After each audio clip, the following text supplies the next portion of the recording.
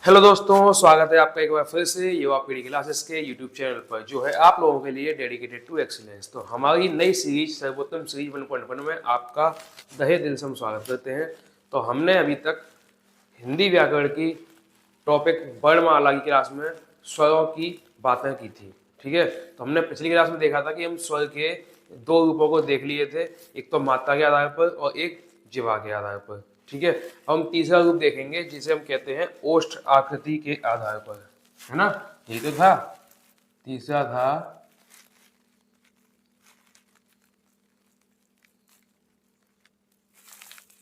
ओष्ठाकृति के आधार पर। तो ओष्ठ आकृति मतलब ओष्ठ किसे बोला जाता है? ओष्ठ बोला जाता है होठ को। किसको?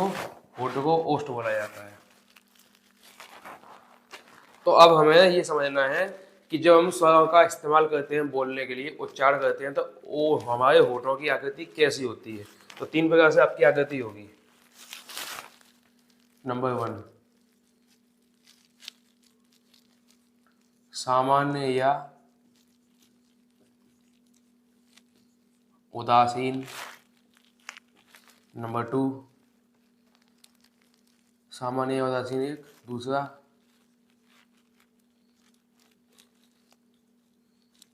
वृत्ताकार।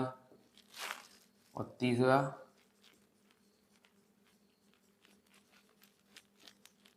अवृत्ताकार। ठीक है, तो हम होठों के आधार पर, होठों की आकृति के आधार पर तीन तरीके से या तीन प्रकार से हम पढ़ते हैं स्वरों को। तो स्वर अगर सामान्य या उदासीन होगा तो कैसा होगा? कोई आकृति नहीं बनती होठों की।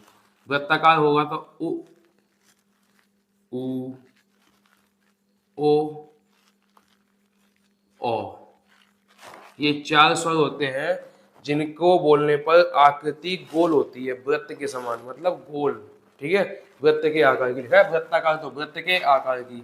अवृत्ताकार मतलब यहाँ पे वृत्त नहीं बनेगा, वृत्त के अलावा कोई भी डिजाइन बन सकता है, कोई भी आकार बन सकता है। तो ऐसा कौन सा होगा? एक तो ई, ई, ए। ठीक है, और कौन सा बच गया इसमें? बड़ा आ। तो कितने हो गए ये? एक ये, चार ये, और 5 ये, कुल 10 स्वर हो गए। तो हम ये देखते हैं कि होठों के आकृति के आधार पर जो स्वर बनते हैं वो तीन प्रकार से बनते हैं: सामान्य या उदासीन स्वर, वृत्ताकार स्वर, अवृत्ताकार स्वर। उदासीन स्वर में छोटा आ होगा, वृत्ताकार स्वर में ऊ, ओ। देखो होठ गोल हो गए तो बस वृत्ताकार हो गया।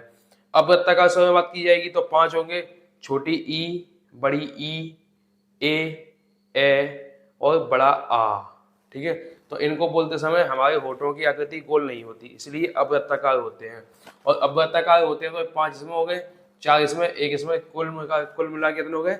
10 स्वर हो गए। ठीक है, अब ये हो गए ओष्ठाकृति। चौथा आएगा आपका मुखाकृति के आधार पर।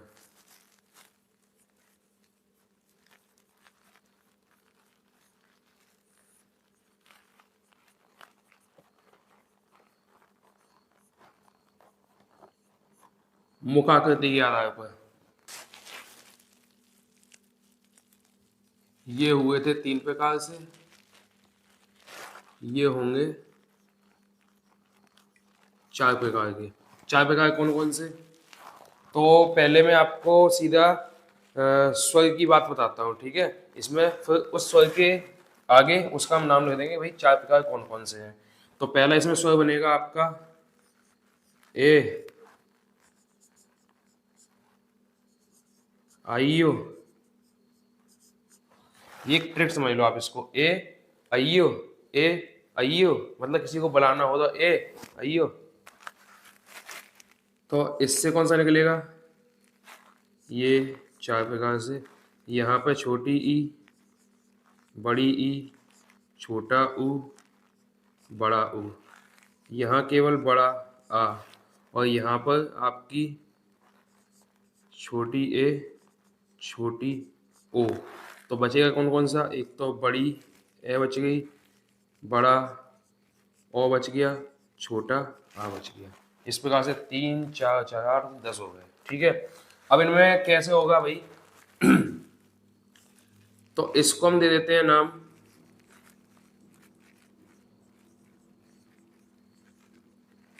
अर्ध विवृत स्वर। इसका हम नाम रख देते हैं विवृत स्वर। इसको कहा जाता है संवृत स्वर, और इसको कहा जाता है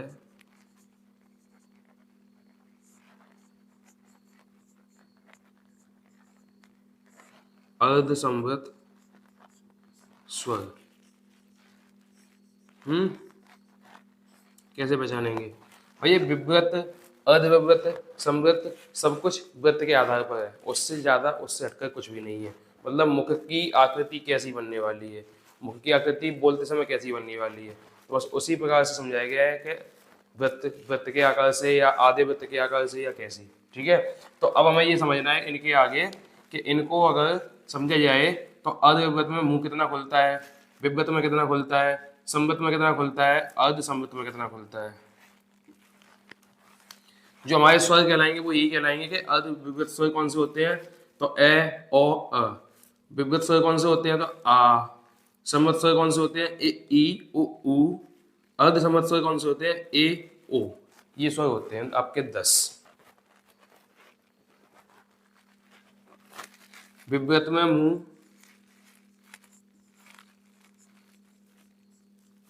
पूरा खुलता है, अर्ध विवृत में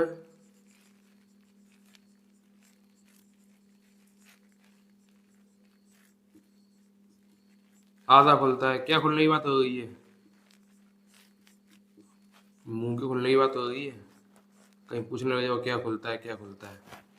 संवृत ना के बराबर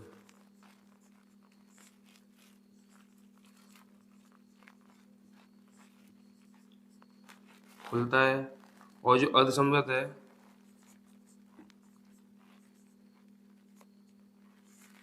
संवृत से ज्यादा खुलता है।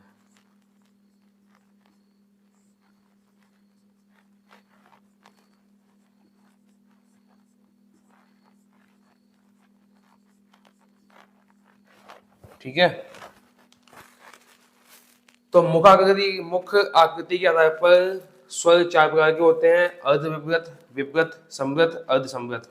इन चारों को आप ऊपर नीचे भी कर सकते हो, मतलब कभी इसको पहले लिख लिया, कभी इसको पहले लिख लिया, कभी इसको मतलब कोई भी तरीके से लिख सकते हो। अब मैंने ऐसे क्यों लिखाया है, क्योंकि मुझे ट्रिक बनानी थी। ए आइयो मतलब किसी को बुलाना हो तो ए आइयो, तो बस ऐसे ही ए से ए, ये वाली बड़ी ए है तो बड़ी ए, बड़ी ओ और छोटा आ। ये बड़ा आया तो बड़ा आ, छोटी ई से छोटी ई, बड़ी ई, छोटा ऊ, बड़ा ऊ।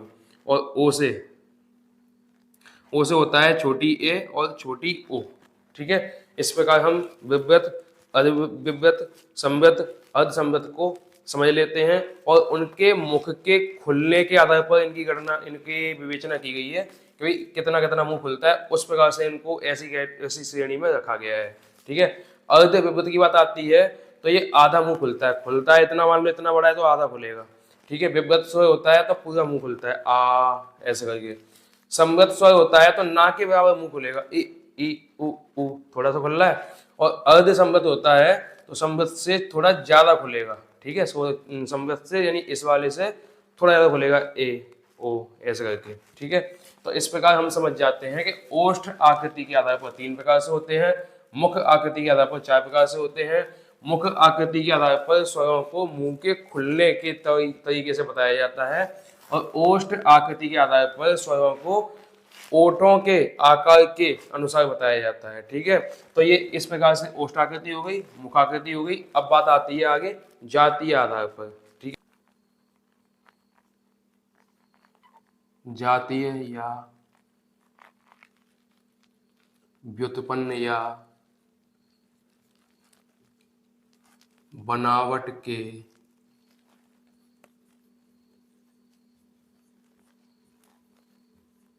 आधार पर स्वरों की रचना। ठीक है, स्वर की रचना होगी जातीय या व्युत्पन्न या बनावट के आधार पर। ये कितने प्रकार की होती है? 2 प्रकार की। कौन कौन सी? मूल स्वर और दूसरा संधि या संयुक्त स्वर। ठीक है, अब अगर मूल स्वर की बात आती है,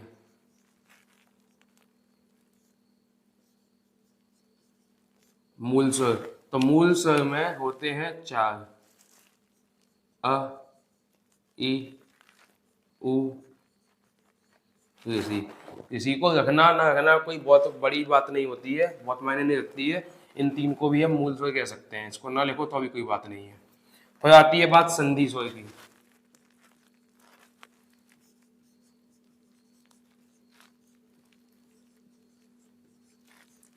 संधि स्वर 2 प्रकार से होती है, एक तो सजातीय,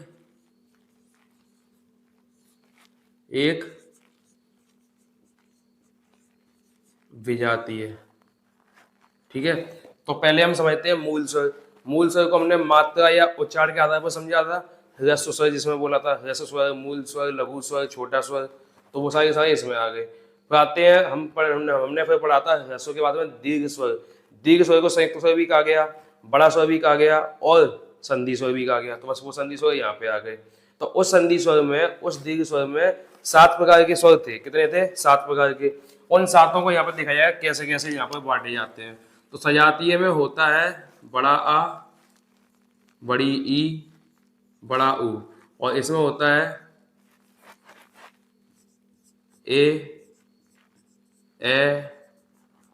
ओ, ओ। ठीक है, अब यहाँ पर सजाती विजाती में इस तरीके से क्यों बांटे गए, तो भाई समझना ये है, जब छोटा आ धन छोटा आ किया गया तो बड़ा आ बन गया। जब छोटी ई धन छोटी ई को जोड़ा गया तो बड़ी ई बन गई। जब छोटा ऊ और छोटा ऊ को जोड़ा गया तो बड़ा ऊ बन गया। इससे क्या पता लगा कि भाई ये और ये समान जाति के हैं, ये और ये समान जाति के हैं, ये और ये समान जाति के हैं। तो इस प्रकार से हम कह सकते हैं कि ये तीनों स्वर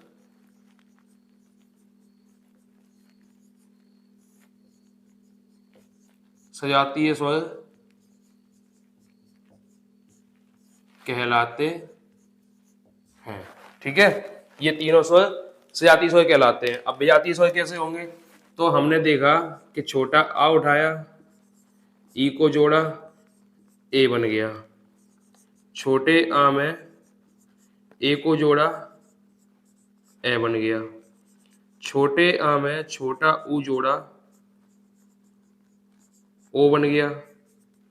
छोटे आ में ओ को जोड़ा, ओ बन गया। ठीक है, अब ये विजातीय कहलाएंगे। कैसे कहलाएंगे, कभी देखो ये अलग जाति का, ये अलग जाति का, ये अलग जाति का, ये अलग जाति का, ये अलग श्रेणी का, ये अलग श्रेणी का, ये अलग वर्ग का, ये अलग वर्ग का।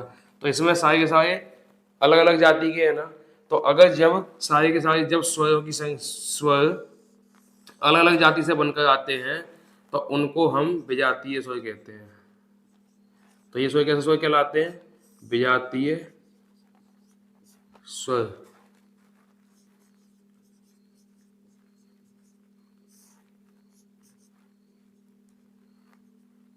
कहलाते हैं। इन स्वरों को हम विजातीय स्वर कह देते हैं। समझ में आ गई बात? जब समान जाति के स्वरों को जोड़ा जाएगा तो सजातीय स्वर कहलाते हैं, जब अलग अलग जाति के स्वरों को जोड़ा जाएगा तो विजातीय स्वर कहलाते हैं। तो इस तरीके से हम ये कह देते हैं कि भाई कुल स्वर कितने होते हैं, मूल स्वर कितने होते हैं,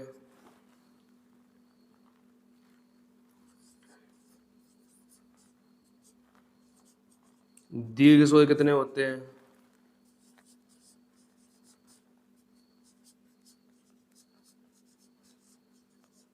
दीर्घ सजातीय स्वर कितने होते हैं,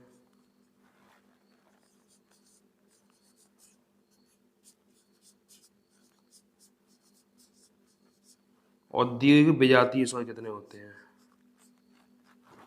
ये बताओ आप। तो देखो हमने कुल स्वर गिने कितने थे, कुल स्वर 11 गिने थे, लेकिन उच्चारण के आधार पर ऐसा लिख लो, कुल स्वर हमने 10 गिने थे।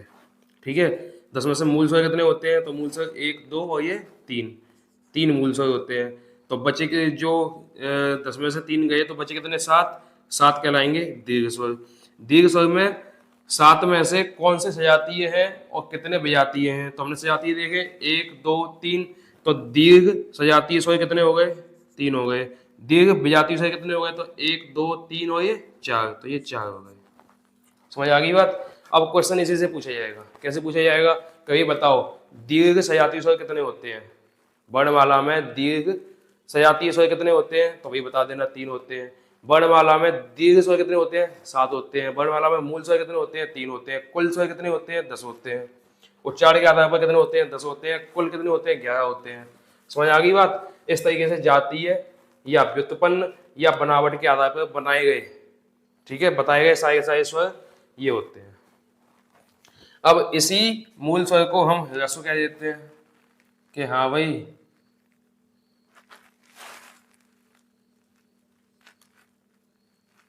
ये हम पहले पढ़ चुके हैं ना ह्रस्व स्वर। इसी संधि स्वर को हम दीर्घ स्वर कह देते हैं, पढ़ चुके हैं ना इसको भी हम, मात्रा या उच्चारण के आधार पर। लो साहब, तो ये हो गया पांचवा प्रकार, जातीय या व्युत्पन्न या बनावट के आधार पर। तो हमने स्वर 5 प्रकार से देखे थे। पहला देखा था हमने मात्रा या उच्चारण के आधार पर, दूसरा देखा जिह्वा के आधार पर, तीसरा देखा ओष्ठाकृति के आधार पर, चौथा देखा मुखाकृति के आधार पर, पांचवा देखा ये जातीय या बनावट या व्युत्पन्न आधार पर बनाए गए स्वर। ठीक है, तो इस प्रकार से स्वरों की संख्या ये होती है 10। 10 में से 3 मूल होते हैं, 7 होते हैं दीर्घ। जो इन्हीं 3 से बनते हैं वो 7 होते हैं दीर्घ। इसमें से ये 3 सजातीय होते हैं, 4 विजातीय होते हैं। समान जाति की सजातीय और अलग अलग जाति की विभिन्न विभिन्न जाति के विजातीय। ठीक है, तो इतना हो गया स्वरों की श्रेणी या स्वरों के वर्गों के बारे में, बोले तो कैटेगरी हो गई। ये 5 प्रकार के भेद या प्रकार जो भी समझ सकते हैं वो हो गए। ठीक है, अब आगे बढ़ेंगे, हम सीखेंगे आगत स्वर क्या होता है।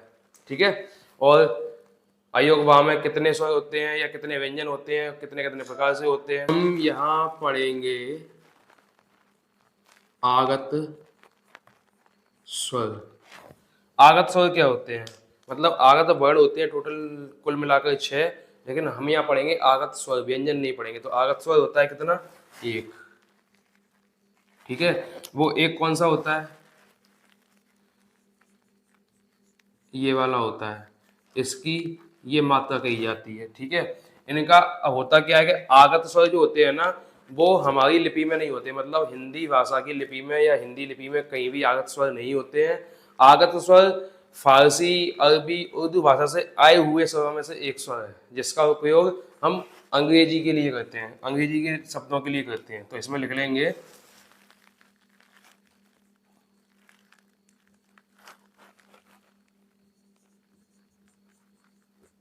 इसका प्रयोग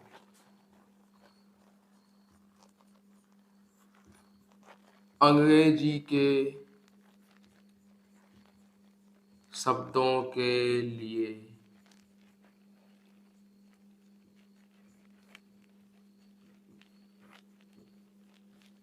किया जाता है। ठीक है, अंग्रेजी के शब्दों के लिए किया जाता है, कैसे किया जाएगा, हाँ दूसरा पॉइंट है इसका, ये आ व ओ के बीच की ध्वनि निकालता है, के बीच की ध्वनि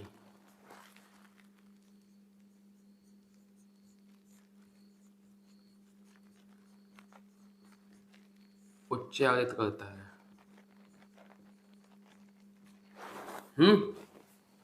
अब भाई इस्तेमाल कैसे करेंगे? देखो कई सारे शब्द हो जाते हैं, ऐसे मान लो hotel, hospital, college, doctor, dollar. ठीक है। और जब इनको लिखा जाएगा आगत स्वर के माध्यम से, यानी इनको हिंदी में उच्चारण करके हिंदी में लिखा जाएगा, तो कैसे लिखेंगे?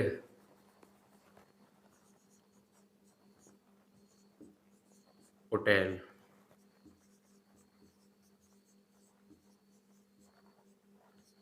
Hospital, college, doctor, dollar. और आपने एक और शब्द देखा होगा,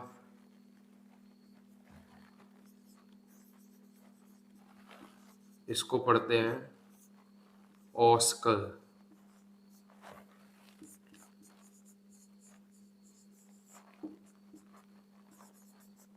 इसे हम पढ़ते हैं ऑक्शन। क्या पढ़ते हैं? ऑक्शन। लेकिन होता क्या है कि इस वाले को हम आगत नहीं कहते। क्या नहीं कहते? आगत नहीं कहते। क्यों नहीं कहते? क्योंकि ए और यू के उच्चारण को आगत नहीं कहा गया है। किसको कहा गया है? ओ के उच्चारण को आगत कहा गया है। किसको? ओ।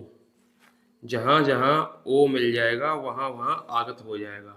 ओ के उच्चारण के लिए आगत शब्द का आगत वर्ण का इस्तेमाल किया गया है, लेकिन ए यू के लिए आगत वर्ण नहीं आता। इसमें तो सीधा ऑक्शन आता है। कैसा आता है? ऑक्शन में बड़ी ओ आती है। ठीक है। डॉटर में ओ आती है।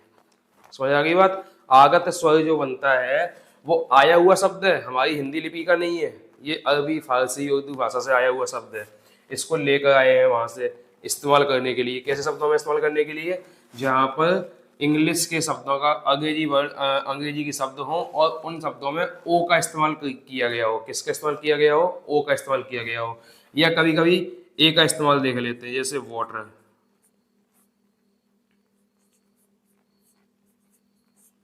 वाटर कौन बोलता है? वाटर ही तो बोला जाता है। और हम देख लेंगे, जैसे इसको लिखते हैं, आप यूट्यूब पे देखते हैं शॉर्ट्स, लो शॉर्ट्स लिख दिया, तो कैसे लिखा जाता है हिंदी में? ऐसे लिखा जाता है शॉर्ट्स। तो यहाँ पर आगत स्वर का इस्तेमाल किया जाएगा। कौन सा स्वर का? आगत स्वर का इस्तेमाल किया जाएगा। तो आपके लिए ये जो स्वर होगा वो आगत स्वर होगा। इसकी मात्रा ऐसी बनाई जाती है, इससे पहचान होती है कि हाँ ये आगत स्वर होता है। अब हम पढ़ेंगे अयोग वाह। कहोगे कि सर जी कितनी बार पढ़ाओगे अयोग वाह? अयोग वाह जब तक पूरा नहीं होगा ना तब तक पढ़ाते रहेंगे भाई।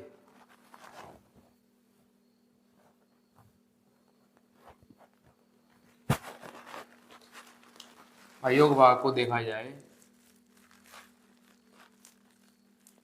तो मूलतः ये दो होते हैं, एक अंग, एक आह। लेकिन इसमें एक और शामिल कर लिया हमने, जिसको चंद्र बिंदु कहा जाता है। क्या कहा जाता है? चंद्र बिंदु कहा जाता है। ठीक है। अब इनको समझना कैसे है? नाम इनके अलग, सबके अलग अलग नाम होते हैं। कैसे नाम होते हैं? तो अगर मान लो हमने लिखा ये, तो इसको पढ़ा जाता है अनुस्वार। अगर हमने लिखा ये, तो इसको पढ़ा जाता है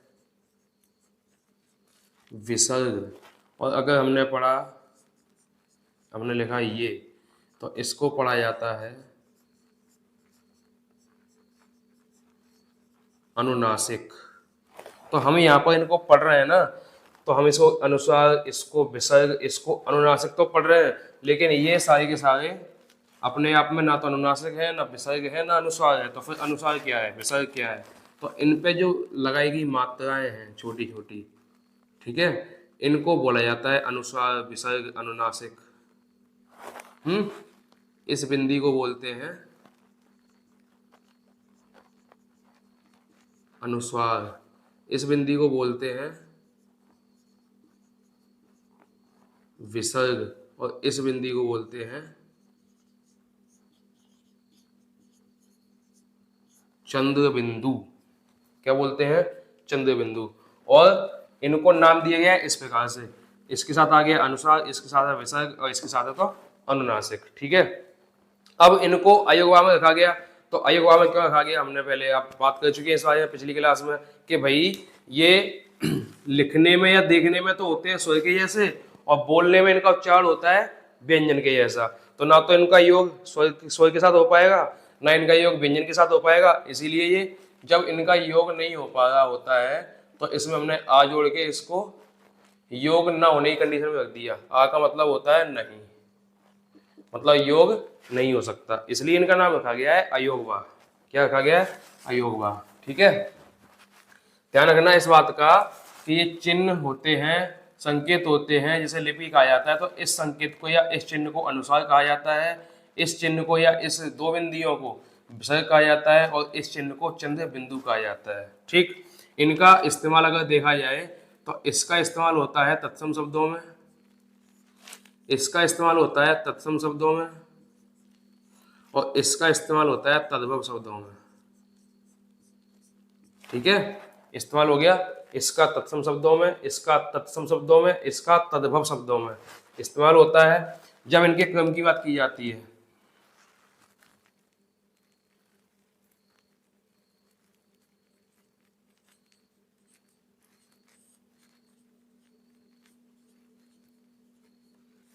जब इनके लिखने का क्रम की बात की जाती है तो लिखने का क्रम कैसे तय किया जाता है भाई?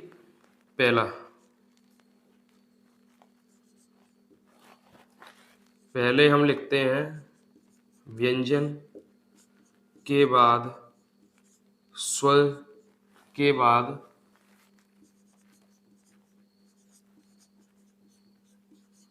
अनुस्वार। दूसरा हम लिखते हैं व्यंजन के बाद स्वर के बाद विसर्ग। तीसरा हम लिखते हैं व्यंजन के बाद स्वर के बाद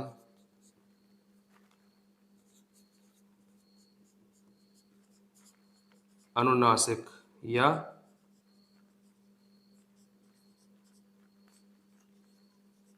चंद्र बिंदु। ठीक है, तो इस तरीके से हम इनका इस्तेमाल कर सकते हैं। देखो, जब हमें इन तीनों का इस्तेमाल कभी भी करना हो, अनुस्वार का, विसर्ग का, चंद्र बिंदु का, तो इनका इस्तेमाल करने के लिए ये क्रम होता है।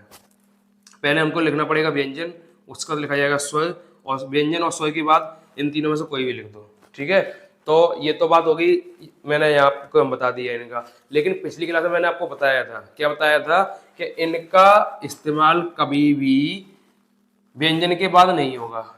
बताया था इनका इस्तेमाल कभी व्यंजन के तुरंत बाद तो नहीं होगा, किसके बाद होगा? स्वर के बाद होगा। अब स्वर का अगर स्वर के बाद अगर इस्तेमाल करना है ना, तो स्वर के बाद इस्तेमाल करने के लिए आप इसका इस्तेमाल भी कर सकते हो, लेकिन इसका इस्तेमाल उतना उचित नहीं माना जाता क्योंकि इनकी ये मात्राएं हैं हमारे पास, इनका इस्तेमाल उचित नहीं माना जाता। तो इसको लिखा क्या जाता है छोटे आ को इनके नीचे इनके पीछे क्यों लिखा जाता है? तो इनको लिखने की वजह ये है कि कहीं तो इनको टिकाना पड़ेगा ना, कहीं तो रखना दिखाना पड़ेगा ना कि हाँ फिर यहाँ रख सकते हैं, ये ऐसे रख सकते हैं, ऐसे रख सकते हैं। लेकिन इनकी मात्राएं, संकेत चिन्ह तो ये होते हैं, तो हमको इन पे ध्यान रखना है। अब इनका इस्तेमाल स्वर के बाद ही होगा, इस स्वर का फिर इस्तेमाल नहीं किया जाता। ठीक है, इनका इस्तेमाल स्वर के बाद ही होगा। अब इसमें एग्जाम्पल देखना चाहते हो तो उदाहरण के तौर पे एग्जाम्पल देख लो भाई। अनुस्वार लगाना है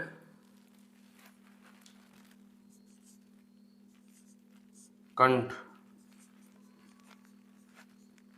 संयम, संसार, संयोग,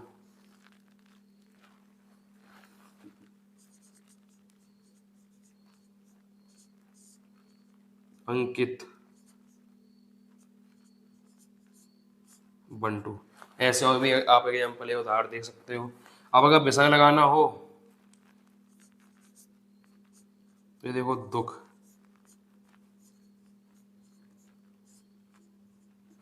प्रातः, पुनः, छः।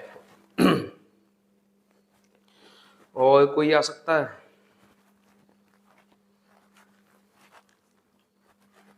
और हम कर सकते हैं अतः, और जो भी आपको ठीक लगे, जहाँ भी देखने को मिले वही सब, ठीक है। फिर आता है अनुनासिक या चंद्र बिंदु। तो अनुनासिक या चंद्र बिंदु के लिए सीधा चांद बोल दो। चा से ध्यान आ गया, पता लग गया, चांद।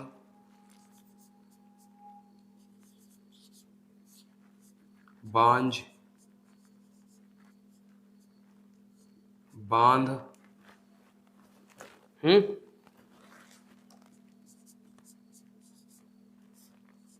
सांप, सांप। और क्या हो सकते हैं? और क्या हो सकते हैं? और जो आपको ध्यान आ जाए वैसे आप उनका इस्तेमाल कर सकते हो। हमको क्या एक दो शब्द मिलेंगे, देखो दो शब्द का ध्यान रखना, ये आपको और अच्छे से समझा देंगे कि भाई हंस का प्रयोग एक पक्षी के लिए होता है ना। हंस, हाँ पे छोटी वो सॉरी हाँ पे बिंदी, तो उसको बोलेंगे अनुसार। और जब भी अनुसार लिखा जाएगा तो उस हंस का मीनिंग पक्षी होगा। और इसी हंस के ऊपर हम लगा देते हैं चंद्र बिंदु। तो ये एक होती है क्रिया जिसे हम कहते हैं हंसना, ठीक है। ये एक क्रिया होती है, ये एक संज्ञा होती है। तो इस तरीके से आपको याद रखना पड़ेगा या ध्यान रखना पड़ेगा कि हम सोच समझ के ही इनका इस्तेमाल करें। ऐसा ना हो कि हमको पक्षी बताना हो ऐसे लिख दिया जाए, हमको कोई क्रिया बतानी हो ऐसे लिख दिया जाए। ऐसा नहीं होगा। अगर ऐसा होता है तो गलती हो जाती है भाई।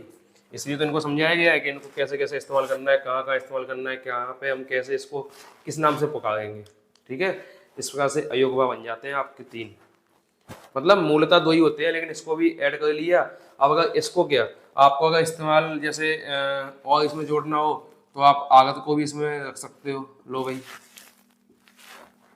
आगत को भी तो रख सकते हो, क्योंकि वो भी तो एक आपको मात्रा ही दिखा रहा है कि ये मात्रा है आगत वाली, और इस मात्रा को बोला जाता है आगत। इस मात्रा को बोला जाता है आगत, ना कि उसके नीचे बने हुए अक्षर को या वर्ण को, ठीक है। तो ये चार मात्राएं देख लो, ये चार मात्राएं आगत का ध्यान कराती है कि भाई आगत सॉरी अयुग्मा में एक बिंदी आ गई तो अनुसार होगी, दो बिंदी आ गई तो विसर्ग होगा। चंद्र बिंदु के जैसा आ गया, मतलब चांद आ गया आधा और बिंदी आ गई तो चंद्र बिंदु होगा। अकेला चांद आया बिना बिंदी के तो आगत होगा, ठीक है। ये वाले आगत वाले जो संकेत है या चिन्ह है, इनको दूसरी भाषा से लिया गया है, इसलिए इनको आगत कहा जाता है, ठीक है। अब हम छोटी सी बात और बता दें आपको कि हिंदी वर्णमाला में अर्ध स्वर भी होते हैं जिन्हें या और वा कहा जाता है। इन या और वा का उपयोग अर्ध स्वर के रूप में इसलिए किया जाता है क्योंकि हम आ को बदलकर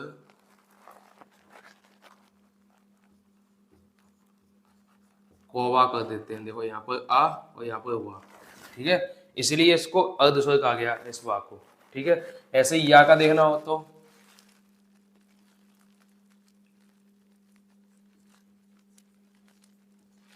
जाइए,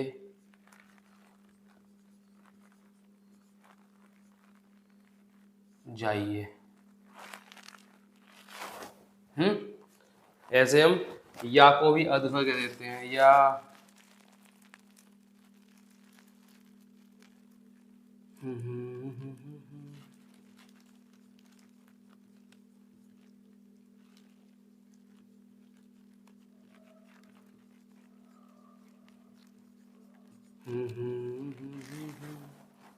ये देखो हम ए को या में परिवर्तित कर सकते हैं और आ को वा में परिवर्तित कर सकते हैं, इसीलिए इन दोनों को या और वा को अर्ध स्वर कहा जाता है, ठीक है। अब हम देखेंगे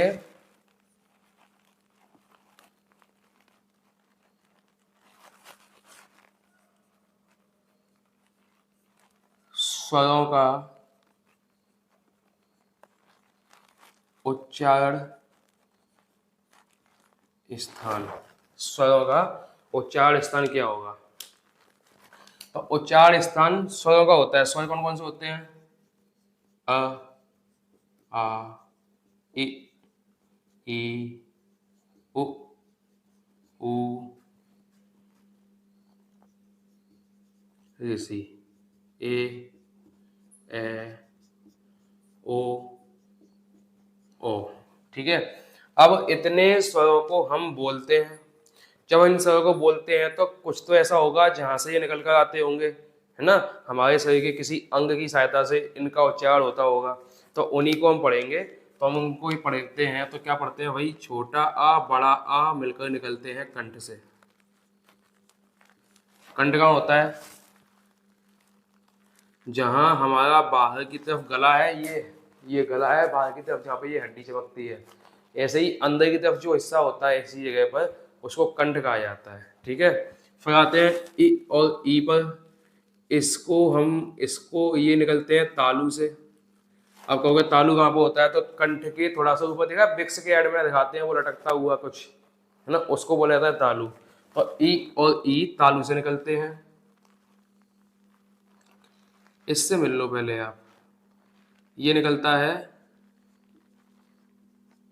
मूर्धा से टकराकर। किससे टकराकर? मूर्धा। कंठ से आ गया तालू, तालू से मूर्धा, मूर्धा से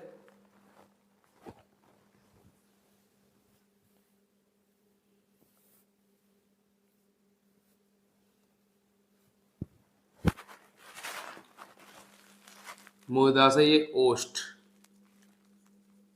देखा था, हमारे होठ वृत्त के समान हो जाते थे इनको बोलते समय। अब बचते हैं ये ए, ऐ, ओ, औ।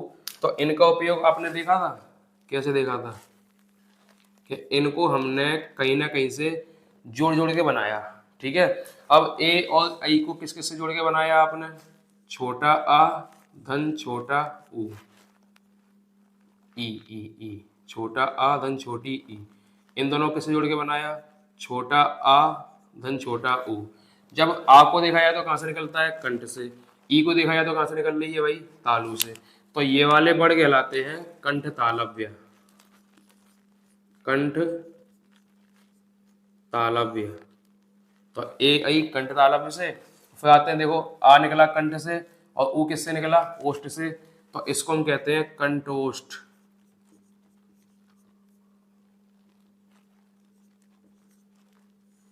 कंठोष्ठ। ठीक है। अब इनका नाम ऐसा क्यों है भाई? क्योंकि ये दो स्वरों से मिलकर बने हैं। तो पहला स्वर कंठ का होता है, दूसरा स्वर तालु का होता है। तो कंठ तालव्य हो गया, इसकी वजह से कंठ, इसकी वजह से तालु, तो कंठ तालव्य। तो ए और ए दोनों कंठ तालव्य से निकल कर आते हैं। ओ और ओ कहां से निकल कर आते हैं? तो ये कंठोष्ठ से निकल कर आते हैं, क्योंकि छोटा आ कंठ से निकलता है और छोटा ऊ ओष्ठ से निकलता है। तो ये ओ और औ कंठोष्ठ से निकलते हैं। ए और ऐ कंठ तालव्य से निकलते हैं, जैसे ई मूर्धा से निकलता है। उ और ऊ ओष्ठ से, ई और ई तालु से, अ और आ कंठ से। ठीक है। अब देखना, सबसे पहले सबसे भीतर जाओ इधर। ठीक है। इसके पीछे मतलब अंदर की साइड, तो ये कंठ कहलाएगा। ठीक है। इसके जैसे ऊपर आओगे इस जगह पे, तो यहाँ पर तालु लटक रहा होगा, वो तालु हो गया। अब इसके और ऊपर आओगे तो हमारी जो जीव है, जीव की जो ऊपर वाला हिस्सा है, जीव की जो छत है, ऊपर वाला हिस्सा है, उसको बोला जाता है मूर्धा। तो ये देखो, ये मूर्धा से आ गया ये ऋषि। ठीक है। मूर्धा के बाद अब बाहर निकलेगा शब्द, कोई भी स्वर, कोई भी व्यंजन बाहर निकलेगा, तो ये ओष्ठ। तो ये ओष्ठ से निकलने वाले आ गए। तो यहाँ पर कंठ तालु मूर्धा ओष्ठ चार प्रकार के आ गए। अब क्या होता है कि इन्हीं कंठ तालु और ओष्ठ से मिलजुल कर बनाए गए ये और ये। तो जब कंठ और तालु से मिलकर बनाए गए ये दोनों, तो कंठ तालव्य। और जब कंठ और ओष्ठ से मिलकर बनाए गए ये दोनों शब्द, तो कंठोष्ठ कहलाए। ठीक है। तो स्वरों का उच्चारण स्थान क्या क्या होगा? देखो, स्वरों का उच्चारण स्थान पूछा जाता है। स्वरों का उच्चारण स्थान पूछा जाता है कि भाई स्वर कहाँ कहाँ से निकलते हैं, शरीर के किस अंग से निकलते हैं। तो ऑप्शन में होगा, या फिर ऐसे पूछ लेंगे कंठोष्ठ से निकलने वाले स्वर कौन कौन से हैं, कंठोष्ठ से निकलने वाले स्वर कौन कौन से हैं। तो ध्यान करना पड़ेगा, कंठ से यहाँ से कौन सा निकल रहा है? सबसे छोटा जो सबसे शुरू होता है वो यहाँ से शुरू होगा, फिर इससे आगे, फिर इससे आगे, फिर इससे आगे, फिर इससे आगे। तो शुरू कहाँ से होता है? स्वर छोटे यहाँ से, तो कंठ से छोटा। अब ओष्ठ तक आना है, ओष्ठ तक। और ओष्ठ का आकार कैसा होता है? बोलते समय गोल होता है। गोल किसके लिए होता है? ऊ और ओ के लिए।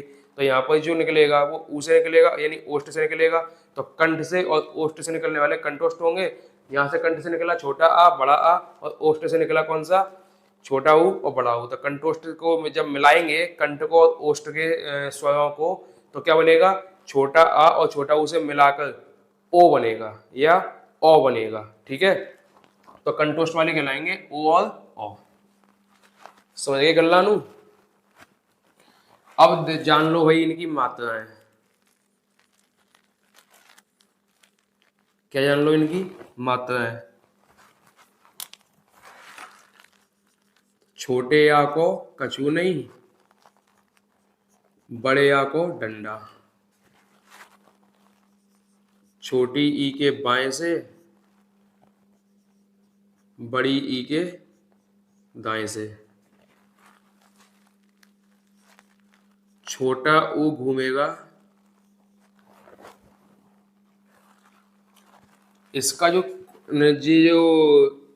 एरिया होगा, कोना जो होगा, वो कोना जाएगा बाईं तरफ। ठीक है, बड़े ऊ का जो कोना होगा वो जाएगा दाईं तरफ, नीचे की तरफ। ये जाएगा ऊपर की तरफ, ये नीचे की तरफ। तो इसी में क्या बनेगा, रा पे छोटी की मात्रा। और 6 7। ठीक है,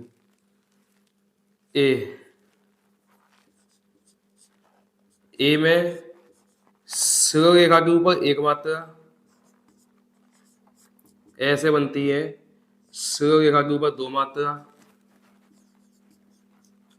ओ से बनती है स रेखा और खड़ी पाई के ऊपर 1 मात्रा। ओ से बनती है स रेखा और खड़ी पाई के ऊपर 2 मात्रा। इस प्रकार से बन जाती है ये मात्राएं।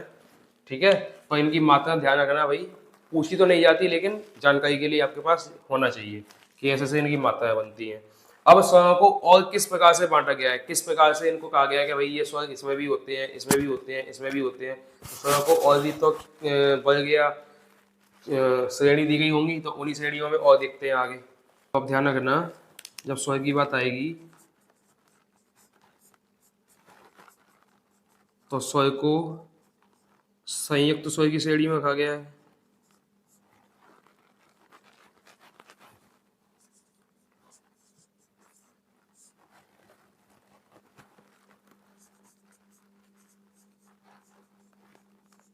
अल्प प्राण की श्रेणी में रखा गया है। सघोष या अघोष में, सघोष या घोष की श्रेणी में रखा गया।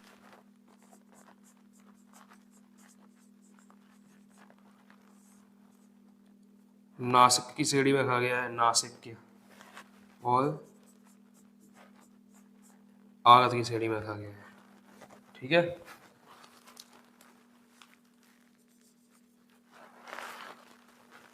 इस प्रकार से आपके स्वर पूरे खत्म होते हैं यहाँ पर आके। ठीक है, अब आगे बस आपको सीखना है व्यंजन। व्यंजन कैसे, कहाँ, कब। तो पहले ही समझ जाओ कि भाई जो अभी तक समझा दिया वो ठीक था। अब उसके आगे ये चलेगा अर्धस्वर। अर्धस्वर 2 होते हैं, या और वा, जिनको इस प्रकार से परिवर्तित कर दिया जाता है।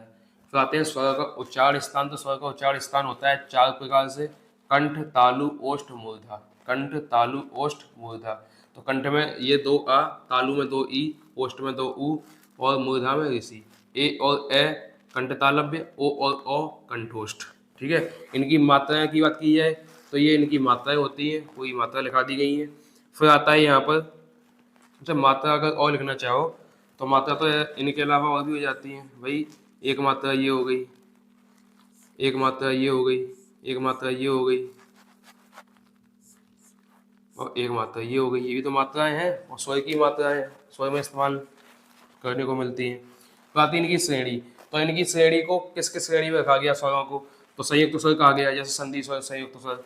अल्प प्राण में इसको रखा जाएगा, सघोष या घोष में रखा जाएगा। नासिक के स्वर ये होते हैं और आगत स्वर भी होते हैं। नासिक के स्वर कौन सा होगा, ये वाला, ये नासिक के स्वर होगा, जिसमें अनुसार लगा है वो होगा नासिक्य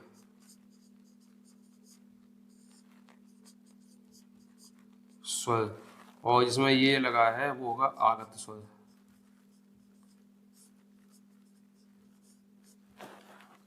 ठीक है, घोष, सघोष, अल्पप्राण ये आपको आगे व्यंजन में पढ़ने को मिलेगा, तो आप सीख जाओगे कि घोष क्या होता है, अल्पप्राण क्या होता है। ठीक है, इस प्रकार से आपके स्वरों की तो वही समाप्ति हो गई। अब आगे जो हम शुरू करेंगे वो होगा व्यंजन। तो अब व्यंजन को पढ़ने के लिए हम अगली क्लास में चलेंगे, और तब तक के लिए आप लोग सब्सक्राइब कीजिए चैनल को, ताकि आगे की अच्छी अच्छी वीडियो आप तक जल्दी से जल्दी पहुंच सके। और शेयर कीजिए अपने दोस्तों, रिश्तेदारों, मतलब जानने पहचानने वालों तक पहुंचाइए, ताकि वो भी हिंदी को अच्छी तरह से सीख सकें। तब तक के लिए बने रहिए हमारे साथ, और टाटा बाय बाय।